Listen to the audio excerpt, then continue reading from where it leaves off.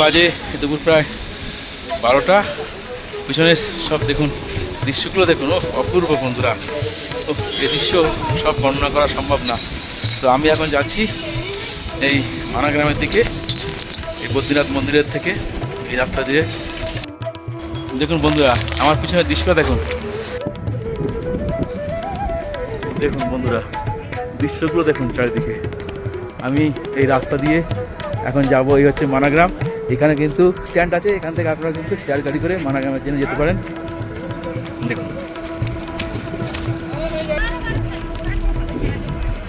দেখুন পুরো এই মানাগ্রামে যাওয়ার রাস্তাটা দেখুন, পুরো এই রাস্তা দিয়ে এখন যাচ্ছি।